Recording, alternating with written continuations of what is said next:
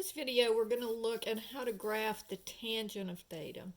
Now, just like when we started graphing the sine and the cosine, I'm going to go ahead and go back to my little coordinates where I did the sine and the cosine. So notice that for the tangent of theta, or the tangent of t, it's equals to the sine of t over the cosine of t, which would be the y-coordinate over the x-coordinate. And so for t equal to 0, it would be 0 over 1, which is 0. But for pi over 2, it would be 1 over 0, which is undefined. Well, what that means is when it's undefined, that's where you have a vertical asymptote. Okay, so you're always going to have a vertical asymptote where the tangent function is undefined. So if I look at here, so I'm at 0, and then at pi over 2, I have a vertical asymptote. And then at pi, it's back to 0 over negative 1, which is 0 again. At 3 pi over 2, it's negative 1 over 0, which is undefined. So another vertical asymptote.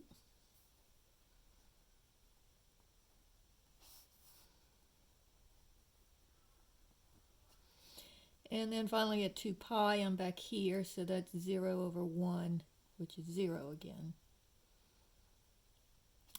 Now the problem is I don't know what's going on in between those. So let's just do a couple more points. So let's do pi over 4 in each of the quadrants. So remember, at pi over 4, it's 1, 1, square root of 2, right? And so we're looking at the tangent function here. So this would be 1 over 1, which is 1. So at pi over 4, which would be here, it's going to be at 1. So what's going to happen is this one's going to go up. And we could plot more points, but that's what's going to happen. Now when I'm in the second quadrant, this is going to be 1 because it's going up, but this would be negative 1 because it's going back. So here it's going to be negative 1. So here it's going to look like this.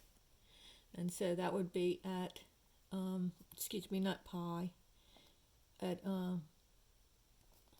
3 pi over 4. Because this would be pi over 4, 2 pi over 4, 3 pi over 4. We know what it is at pi.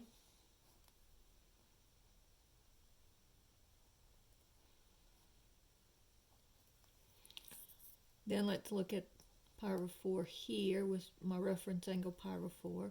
So now this would be negative 1 and negative 1. So at 5 pi over 4, it would be negative 1 over negative 1 is 1 again. And so notice that we talked about how all students take calculus. So it's positive in this quadrant, negative in this quadrant, positive in this quadrant, and negative in this quadrant.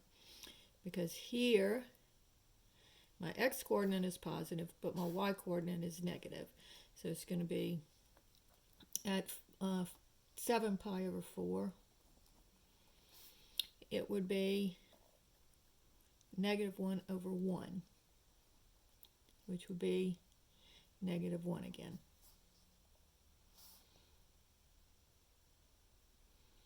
And then guess what? It's going to keep repeating. So notice that when we go from 0 to 2 pi on this one, it actually has two whole functions. And so the period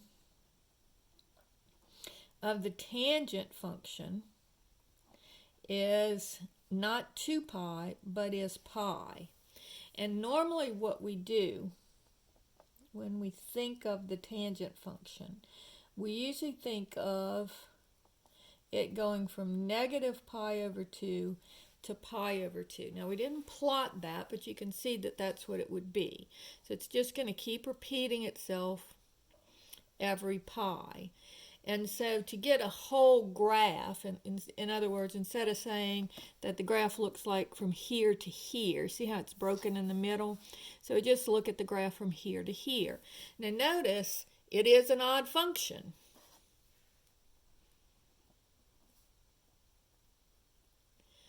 Because it doesn't look like the snake looking thing, like x cubed.